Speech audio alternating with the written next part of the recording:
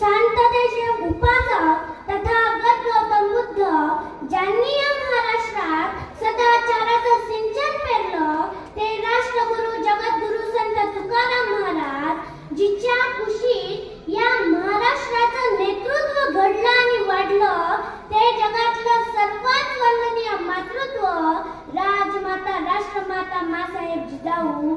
शास्त्रे कित्येक झाली, रयतेच्या दुःखाला पार नाही, ए रे शुभा पुन्हा जन्माला, आता म्यानात तलवार उरली नाही, आता म्यानात तलवार उरली नाही. स्वराज्य संस्थापक राजाधिराज छत्रपती शिवाजी महाराज, आदर्श पुत्र छत्रपती संभाजीराजे, आरक्षणाचे कैवारी छत्रपती शाहू महाराज, घराघरात ज्ञानाची ज्योत पेटवणाऱ्या माता सावित्रीबाई फुले, खरे महात्मा ज्योतिराव फुले, युवकांचे प्रेरणास्थान स्वामी विवेकानंद, शहीद आजम भगतसिंग, संत बसवेश्वर, आदर्श राज्यकर्ता अहिल्याबाई होळकर, संत भगवान बाबा, संत सेवालाल महाराज, आणि मला इथे बोलण्याची आणि तुम्हाला इथे ऐकण्याची आणि राज्यघटनेच्या भाग क्रमांक 3 मध्ये मूलभूत अधिकार ज्या माणसाने लिहिले, ते परम पूज्य बोधिसत्व डॉक्टर बाबासाहेब आंबेडकर यांना मी टाळ्यांच्या गजरात विनम्र अभिवादन करते. आज तुम्ही अचंबित झाला असाल की या गंगामाई देवस्थानच्या लोकांनी या लहान लहान मुली बोलावल्या भाषणासाठी. खरं तर मी तुमच्या समोर भाषण करावी एवढी मोठी मी नाही, म्हणून काही चुकेल तर तुमची नात समजून, तुमची बहीण समजून, तुमची मुलगी समजून माफ करून द्याल ना? मग बोलू का? इथे माझ्यासमोर वडीलधारी मंडळी आहे, माता भगिनी आहे, भाऊ बांधव आहे आणि लहान मोठे माझे मित्र मैत्रिणी आहे. आपण सर्वांसाठीच बोलू. सकाळी सकाळी माझ्या वडिलांनी एक वाक्य म्हटलं, चप्पल चाटून मोठं होण्यापेक्षा चप्पल घासून मोठं झालेलं कधी चांगलं. माणसाला जर मोठं व्हायचं असेल ना,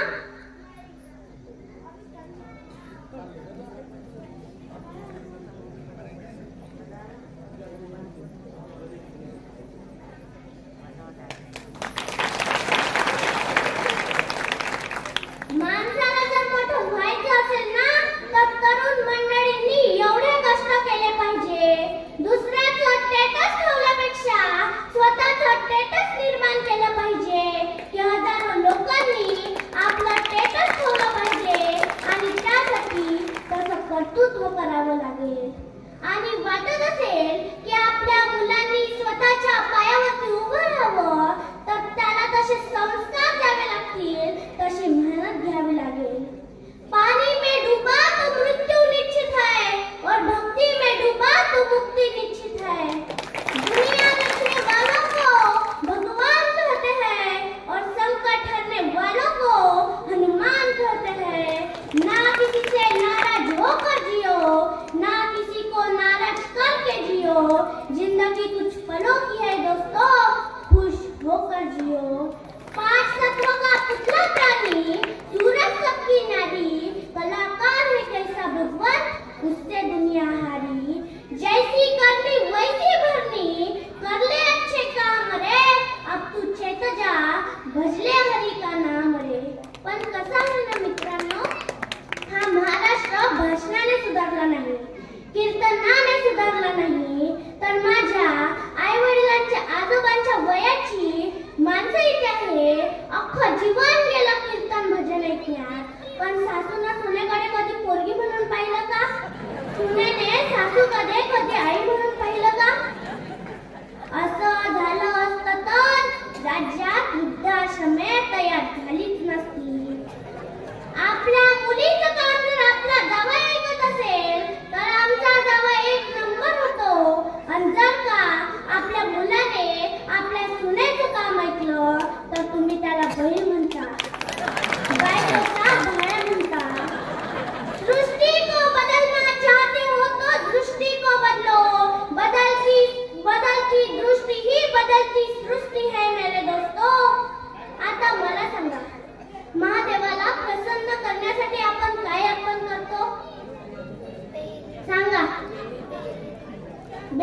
जपान इथे बसलेल्या सगळ्या माझ्या मायमावल्यांना माहित आहे हे कोणत्या गुरुजीने सांगितलं. आता महादेवाला जर बेलाचं पान आवडतं तर आपण शिवरात्रीच्या दिवशी काय करायला पाहिजे? कोणी सांगीन तर मी पाय धरीन. सांगा सांगा. बेलाचं झाड लावायला पाहिजे, पण आपण काय करतो? पुराच्या पुरा झाड ओरबडून आणतो आणि श्रद्धे पायी देतो त्या पिंडीवर टाकून. अहो, झाड लावीत कोण? त्या सांगणाऱ्या गुरुजीनं जर स्वतः सुद्धा सांगितलं असतं की शिवरात्रीच्या दिवशी एक तरी बेलाचं झाड लावा तर राज्यात कितीतरी बेल निर्माण झाली असती. कोरोना काळात ऑक्सिजन सुद्धा विकत घ्यावा लागला नसता. आम्हाला काय शिकवलं जातं? मूल जेव्हा जन्माला येतो तेव्हा सगळ्यात आधी त्याला आईचं दूध लागतं. 100% खोटं, 100% मित्रांनो त्याला ऑक्सिजन लागतो. मित्रांनो, ऑक्सिजन लागतो. आमच्याकडे एक प्रथा आहे, कोणी जर मरण पावलं तर त्याची अस्थी गंगेत शिरवायची. आता तुम्हाला जर कोणी म्हटलं ही अस्थी तुमच्या आईची आहे, जरा ग्लासभर पाण्यात टाकून प्या, तर पिणार काय हो? मग दुसऱ्याच्या पाण्यात का टाकता? त्यावेळेस सांगणाऱ्यांनी सांगितलं असेल, कदाचित त्यावेळची कारणे वेगळी असतील, त्याला नाव बोटं ठेवायची नाही. त्यावेळी गंगा धोध वाहत होती, आता वाहते का? कारण तिचं डबक केलं ना आपण. म्हणून काळानुसार बदला, कारण भगवान श्रीकृष्ण सुद्धा सांगून गेले, परिवर्तन ही संसार का नियम आहे. अस्थी शिरवायचीच आहे तर मस्त 4 गड्डे करा, त्यात अस्थीची राख टाका आणि आपल्या पूर्वजांच्या नावाने तिथे वृक्षारोपण करा. निसर्गाचं सुद्धा काहीतरी देणं आहे आपल्याला. आपण जिवंतपणी तर एक झाड लावत नाही आणि मेल्यावर सुद्धा 4-5 झाड घेऊन जातो सरण्यासाठी. आजकाल जाती जाती धर्मात भांडण लागल्याचं दिसतंय. त्यात ब्राह्मण समाजाला खूप टार्गेट केलं जातं. लुटून खाल्लं त्यांनी आम्हाला. लुटून काय? लुटून खाल्लं. मला कळतच नाही, तुम्ही 50 लाखाचा बंगला बांधता आणि तुम्हीच जाता ब्राह्मणाकडं. आम्ही बंगल्यात राहायला कधी जायचं? तो म्हणतो गुरुवार शुभ दिवस आहे, जाय 4 वाजता आणि काढ 500 रुपये. त्यानं लुटून खाल्लं, त्याचं काय चुकलं? तो कधी आला आपल्याकडे? आपणच जातो त्याच्याकडे. आपल्याला दुसऱ्याच्या भरोशावर बसायची सवय आहे, दुसऱ्यावर लादायची सवय पडली आहे आम्हाला. आता इथे सगळे ज्ञानी बसलेले आहे म्हणून एक गंमत सांगते. आता बकरी जर वाघाच्या पिंजऱ्यात गेली तर वाघ तिला असं म्हणेल, मला एकादशी आहे. कोणतीच जात खराब नाही हो, कोणतीच नाही. आपणच जातीचं वर्गीकरण केलं. इथे कोणती जात आहे? अहो, आपण सगळे एकच आहोत म्हणून एकत्र बसलो आहोत. अशी चिंता निर्माण ठेवा. गावाचं भलं होईल, देश महाशक्ती होईल. कारण छोट्याशा गावचे सरपंच भास्कर पेरे पाटील सुद्धा सांगतात 7,000 आमदार झाले महाराष्ट्रात. प्रत्येक आमदारानं जर एक गाव सुधारलं असतं तर आमचा पुरा महाराष्ट्र सुधारला असता, पण आम्ही सुधारायलाच तयार नाही. जपानमध्ये लाईट गेली तर लोक चेक करतात फ्यूज गेला असेल का? अमेरिकेत लाईट गेली तर लोक चेक करतात मीटरमध्ये काही प्रॉब्लेम आहे का? आणि भारतात लाईट गेली, हे दलिंदर बाहेर निघते, पाहिजे शेजारची गेली का? शेजारची गेली, आपली गेली, बरं आहे म्हणते. आणि जर का त्याला दिसलं अख्ख्या गावाची लाईट आहे परंतु आपलीच गेली, हे भामटं लांबलचक बांबू घेते, तिन्ही फ्यूज पाडते आणि अख्ख्या गावाची लाईट धरते. आणि सकाळी उठून मोठ्या तोऱ्यात म्हणते, भारत माझा देश आहे, सारे भारतीय माझे भाऊ बांधव आहे, माझ्या देशावर माझे प्रेम आहे. आम्हाला शहीद आजम भगत सिंग सांगून गेले, आने वाली पीढ़ी ने सवाल करना सीखे, आने वाली पीढ़ी ने सवाल करना सीखे. किसी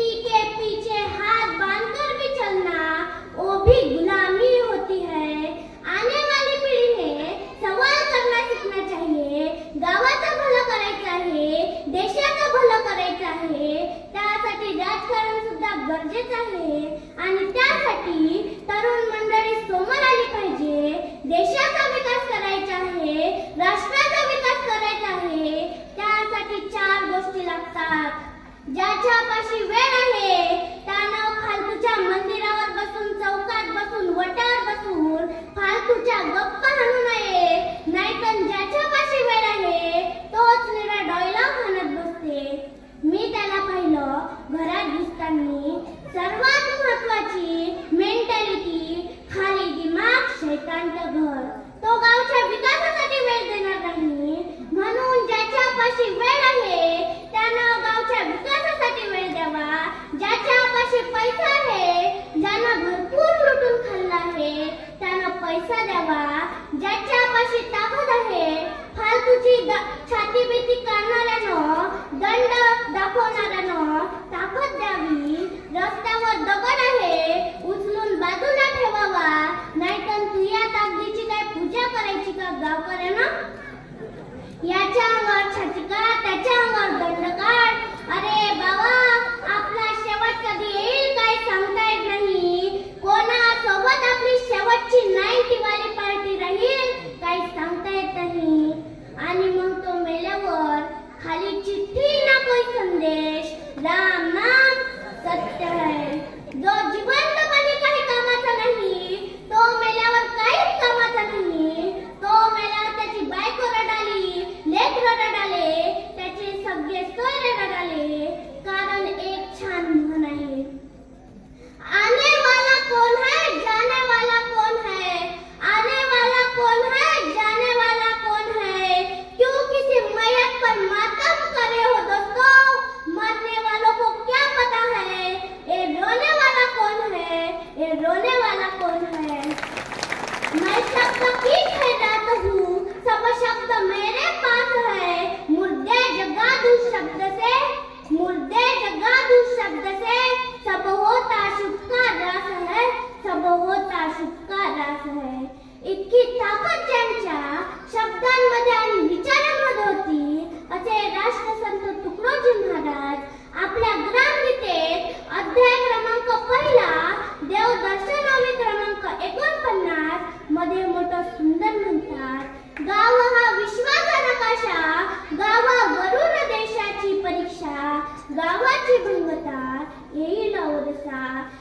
देशाचा आणि विश्वाचा केंद्रबिंदूच गाव आहे.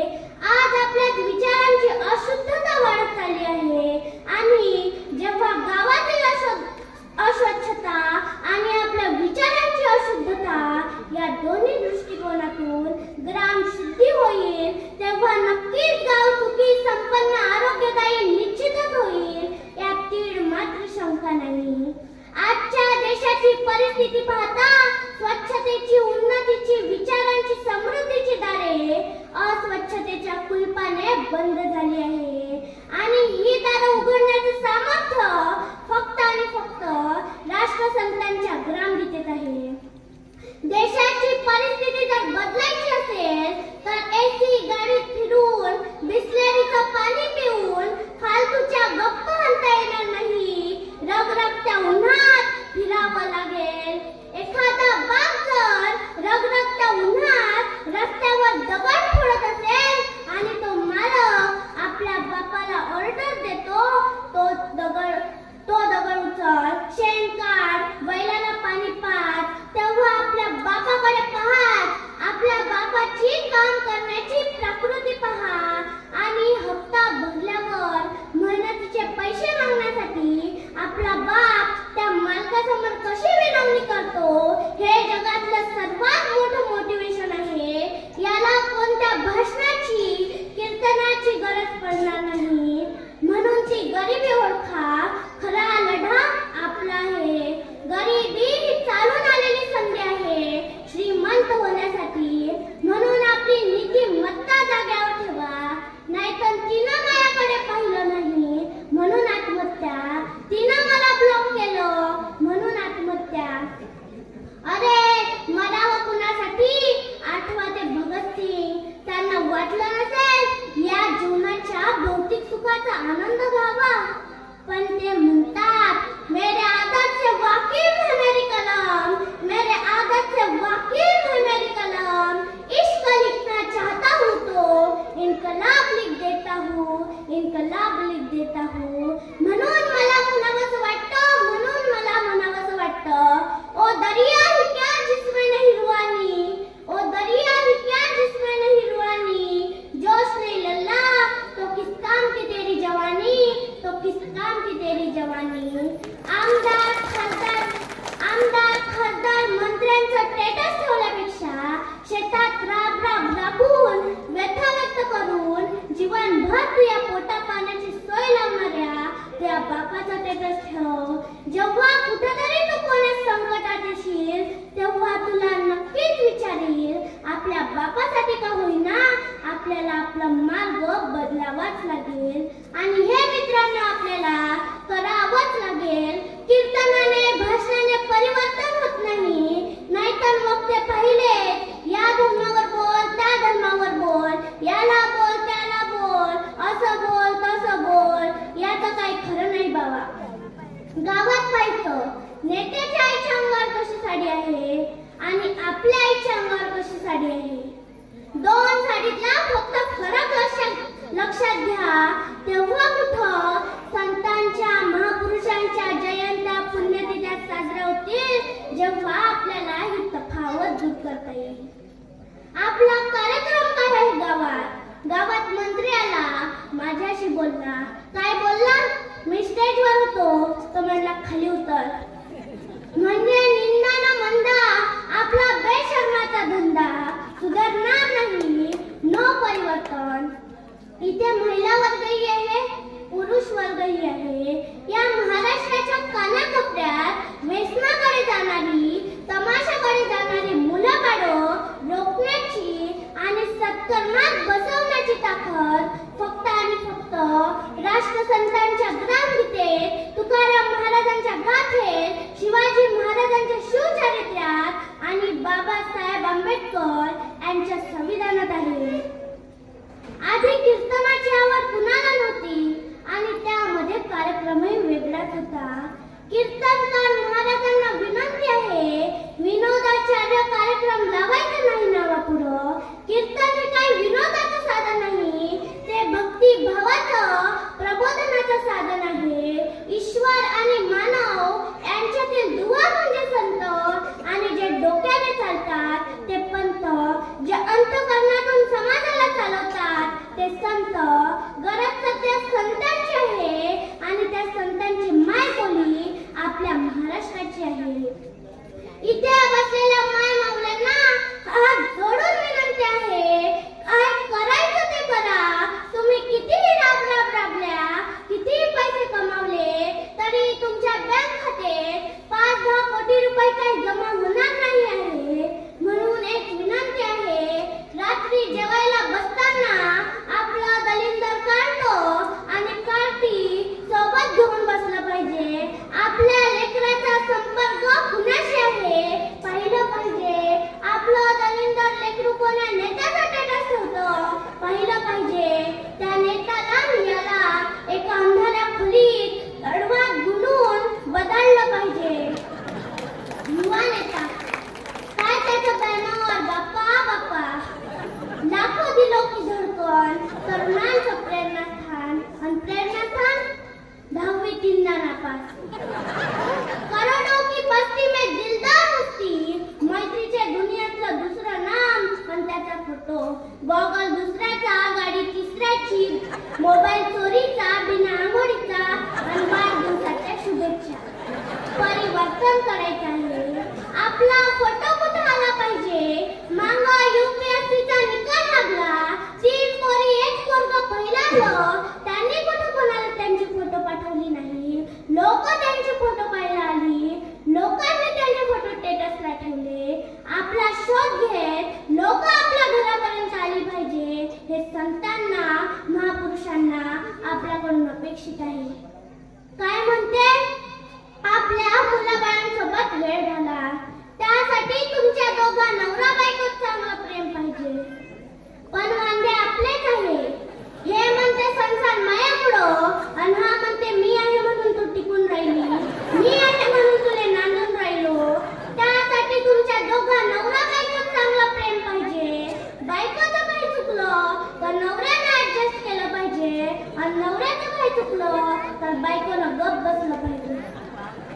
बायकोनं कधी चांगली साडी घातली तर नवऱ्यानं म्हटलं पाहिजे, तू खूप सुंदर दिसून राहील ग. पण तू काय करून राहिला, व्हॉट्सअप फेसबुकच्या रीलवर बाया झूम करू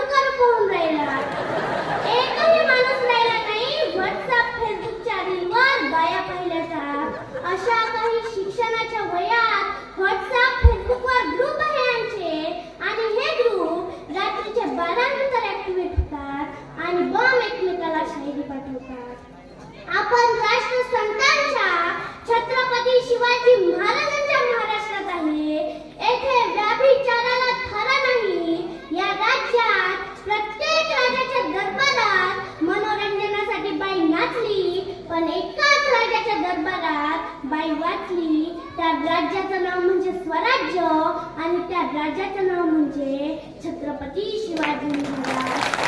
पण घडलंय काय आपलं? परिवर्तन करायचं आहे. जगात प्रॉब्लेम आहे. जगात सर्व बरोबरच सुरू आहे. पण आपण बोट कोणाच्या नावानं मारतो? देवाच्या नावानं. तसं आपल्याला देवाशी संतांशी काय घेणं देणं नाही. सुख आणि दुःखाची व्याख्या आपण समजून घेतली पाहिजे. मला किती लोकांनी मदत केली याची यादी तयार करा आणि मी किती लोकांना मदत केली याची यादी तयार करा. दुसरी यादी पहिल्या यादीपेक्षा मोठी झाली तर समजून जायचं तुझं समाधान झालं. मग तू किती काय पैसे कमाव, किती काय गोरगरिबांना लूट, लोकांचे धुरे खोर, तू तडपू तडपू मरशील याची पाळी आहे. तुझ्या औलादी खराब निघणार, समाधान कायचे आहे हेच अजून तुला कळलं नाही. मी म्हटलं ना, बायकोनं कधी चांगलं काम केलं तर चांगलं म्हणजा, तिची प्रशंसा करजा. मी असंच एका ठिकाणी म्हटलं, हे काय ऐकलं आणि रात्री लवकरच घरी गेलो आणि लवकर घरी गेल्यावर झालं काय? हे रात्रीच्या 11-12 वाजवणारं, तणगड्या मारणारं, डोलत चालत येणारं आज रात्री 8लाच घरी आलं. आणि 8ला घरी आल्यावर लवकरच जेवायला बसलो आणि एकच घरघरात टाकला आणि म्हणून राहिलो, खूप सुंदर भाजी केली ग, खरं ग तू अन्नपूर्णा आहे. तुझ्यामुळं माझं हे गस्कर्ग झालं, खरं ग तू अन्नपूर्णा आहे. बायको गेली कोमात. हे त्याच्या तोंडापाशी जाते, मान मेलं तर पेलही नाही, एवढं चांगलं कसं काय वागून राहिलो. खरं ग तुझ्यामुळं माझा संसार चालतो, खरं ग तू सुगरण आहे, खरंच तू अन्नपूर्णा आहे. हे स्वयंपाक खोलीतून एक बेलनं फेकून मारते. अरे मुर्द्या, 12 वर्ष झाले लग्नाले, एवढा चांगला तर तू कधी वागला नाही. आणि आज शेजारच्या घरून भाजी आणली तर तुला ते चांगली वाटून राहिली. हे वांदे आहे आपले. म्हणून आपल्या घरातल्या ताटीवर आणि वाटीवर लक्ष पाहिजे, तेव्हाच लोकांचा तांब्या आपल्या घरात दिसत नसते. आजकाल मुला मुलींच्या लग्नाविषयी नाटकच सुरू आहे. अहो, तुम्हाला खरंच लग्न करायचे आहे का फक्त नाटकच करायचे आहे? मुलाकडे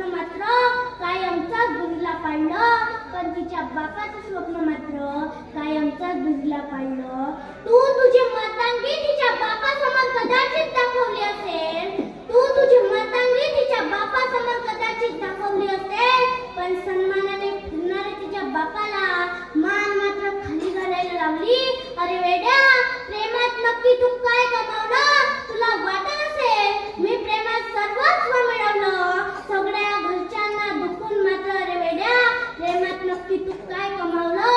आजपासून आपल्या आई वडिलांची कॉलर कधी खाली जाणार नाही. आजपासून काळजी घ्या.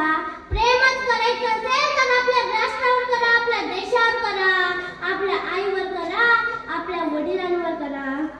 एखाद्या कुटुंबात वडिलांची जाण असते तर एखाद्या कुटुंबात आईची झालेली जाण असते. बाबांनो, हे शब्दात सुद्धा व्यक्त होत नाही. तुमचं माझं तर सोडूनच द्या हो, पण ज्यांनी या सृष्टीची निर्मिती केली त्या भगवान परमात्म्याला सुद्धा आईच्या गर्भातून जन्म घेण्याचा मोह आवडता आला नाही. म्हणून तर प्रभू श्री रामचंद्रांना कौशल्याचा राम म्हटलं जातं. भगवान श्री कृष्णांना देवकी नंदन यशोदेचा कान्हा म्हटलं जातं. या जगाची माऊली बनलेल्या माझ्या ज्ञानोबारायांना रुक्मिणीचा ज्ञाना म्हटलं जातं आणि लोक कल्याणकारी शिवरायांना जिजाऊंचा शिवबा म्हटलं जातं. मग आईचं श्रेष्ठत्व असं काय आहे? या जगाच्या पाठीवर जे न पाहे रवी ते पाहे कवी. म्हणजे जे सूर्याला पाहण्याची दिव्य दृष्टी नाही ते कवी पाहू शकतो. या जगाच्या पाठीवर कोणताही कवी आई आणि वडिलांना नवरात्री घेत असताना खऱ्या अर्थानं वाक्याच्या शेवटी पूर्णविराम देऊ शकला नाही. मग याच्यापेक्षा आईचं श्रेष्ठत्व काय सांगावं? भगवान परमात्म्याला जर आईच्या गर्भातून जन्म घेण्याचा मोह होत असेल तर आई हा शब्द शब्दात व्यक्त होईल. या जगात प्रत्येक शब्दाला उपमा देता येईल महाराज, पण आई या शब्दाला उपमा आणि वडील या शब्दाला उपमा कधीच देता येणार नाही. आज देण्याचा प्रयत्न जर करून पाहूया, लहान तोंडी मोठा घास घेण्याचा प्रयत्न जर करून पाहूया. मग आईला काय उपमा द्यायची? बरं, मला वाटतं आईला समुद्राची उपमा दिली पाहिजे. कारण समुद्र आणि आई यांच्यामध्ये मला एक साम्य दिसतं. समुद्राला गंगेचं निर्मल जल असू द्या किंवा गटारीचं घाण पाणी असू द्या, समुद्र सगळंच पाणी आपल्या अंतःकरणामध्ये साठवून घेतं. आणि आईला मुलगा ज्ञानी असू द्या किंवा व्यसनी, आई दोन्ही मुलांना आपल्या पंखाखाली घेत असते. म्हणून आईला समुद्राची उपमा दिली पाहिजे. पण क्षणभर विचार केला आणि लक्षात आलं आईला समुद्राची उपमा देताच येणार नाही. कारण समुद्राने गंगेचं निर्मल जलही आपल्या अंतःकरणामध्ये साठवलं आणि गटारीचं घाण पाणी आपल्यामध्ये साठवलं आणि साठवलेलं सगळंच पाणी मिनिटात खारट करून टाकलं. पण तुमच्या माझ्या आईने तर आजही गोड दूध आम्हाला पाजलं. म्हणून आई ही समुद्रापेक्षा श्रेष्ठ आहे. आईला समुद्राची उपमा देताच येणार नाही. मग आईला सूर्याची उपमा दिली तर? कारण या जगात जेव्हा अंधकार दाटलेला असतो तेव्हा प्रकाशमान देण्याचं काम हे सूर्य करत असतो. आणि तुमच्या माझ्या जीवनामध्ये जिनं ज्ञानाचा प्रकाश आणला ती म्हणजे आई. म्हणून आईला सूर्याची उपमा दिली पाहिजे. पण क्षणभर विचार केला आणि लक्षात आलं आईला सूर्याची उपमा देताच येणार नाही. कारण सूर्य हा उन्हाळ्यात किती तापतो हे तुम्हाला आम्हाला माहीतच आहे. आणि आमची आई तर अशी कधी आमच्यावर तापलीच नाही. म्हणून आई ही सूर्यापेक्षाही श्रेष्ठ आहे.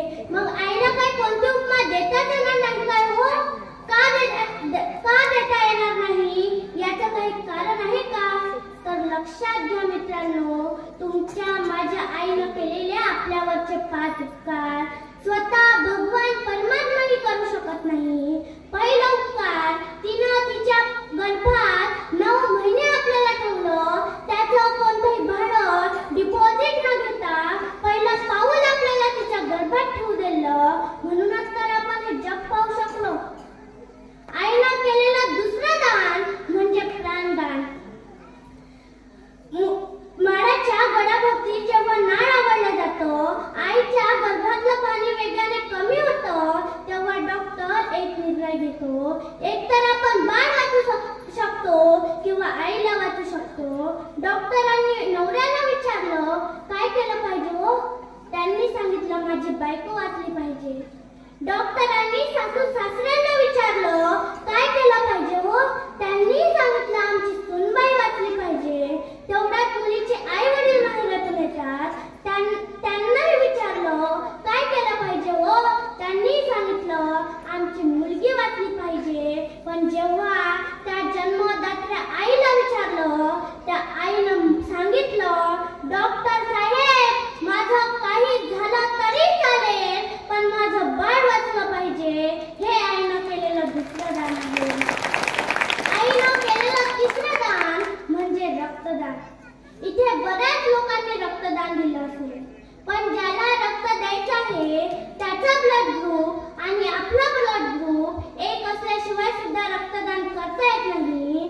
आणि ज्याला रक्त द्यायचं आहे त्याच्या शरीरात सुद्धा काही ना काही रक्त असतंच. बाळाचा ब्लड ग्रुप आणि आईचा ब्लड ग्रुप एक नसून सुद्धा बाळाच्या अंगात थेंबभरही रक्त नसून सुद्धा आईच्या शरीरातलं रक्त बाळाच्या शरीरात दिलं जातं.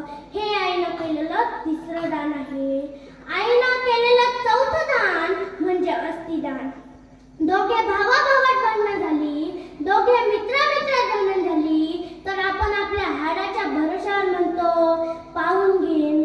पण ज्या हाडाच्या भरोशावर तुम्ही बोलता ना ते हाड तुमच्या आईनं स्वतःच्या रक्ताचं पाणी करून निर्माण केली. दुधापोटे कॅल्शियम आम्हाला दिलं. लक्षात घ्या मित्रांनो, आज तुम्ही 80 वर्षाचे झाला तरी चांगलं दिसावं म्हणून केस काळे करता, चेहऱ्याला सजवता.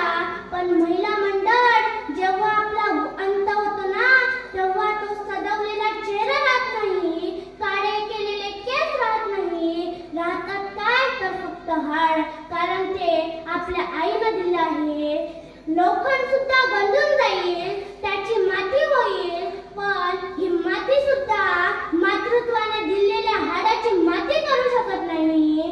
हे आईनं दिलेलं चौथं दान आहे. आईनं दिलेलं पाचवं दान. पण हे दान सांगण्यापूर्वी मला व्यासपीठाची मर्यादा माहीत आहे पण विषयाला न्याय द्यायचा आहे म्हणून इथे असलेल्या सगळ्या महिला वर्गांना नतमस्तक होते. आईनं दिलेलं पाचवं दान म्हणजे लज्जादान. जी लज्जा तिनं तिच्या सख्या भावासमोर कधी उघडी होऊ दिली नाही, सख्या वडिलांसमोर कधी उघडी होऊ दिली नाही. पण जेव्हा आपल्या बाळाला भूक लागली ती पहिले वेळ न पाहता काळ न पाहता जागा न पाहता पहिले आपल्या लेकराला दूध देते. हे आईनं केलेलं पाचवं दान आहे. स्वयं भगवान परमात्माही हे कधीच करू शकत नाही. पण आजकालची परिस्थिती काय झाली. घरापुढची तुळशी गेली, घरातली माणसं आळशी झाली. घरापुढचा सडा गेला, घरामध्ये राडा झाला. घरापुढची रांगोळी गेली, घरातली माणसं रांगोळी झाली. आईची मम्मी झाली, मम्मी रमी खेळू लागली. बाबाचा डॅडी झाला, डॅडी ब्रँडी पिऊ लागला. आईची मॉम, बाबाचा पॉप, पॉपच्या जमान्यात आपल्या लेकराचा लॉलीपॉप कधी झाला हे आम्हालाच कळलं नाही. मला इथे बोलावलं, 2 शब्द बोलण्याची संधी दिली त्याबद्दल मी आपल्या सर्वांचे सदैव ऋणी राहील. धन्यवाद.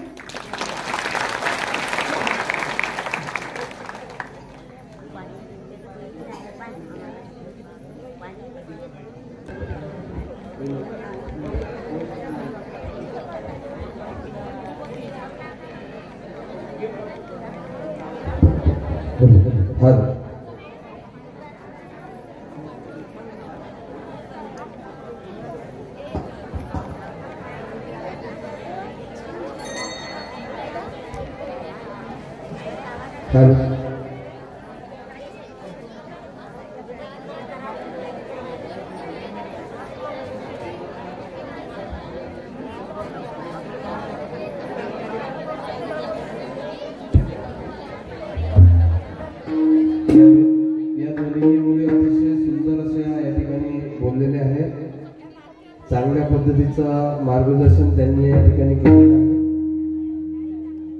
उद्याची कीर्तन सेवा हरिभक्तीपरायण शिवेंद्र महाराज काळे यांची राहतील. अतिशय सुंदर असं कीर्तन ते करतात. आता 2 मिनिट आपण गंगामाईचा जप घेऊ आणि समारोप करू. ओम पयोष्णी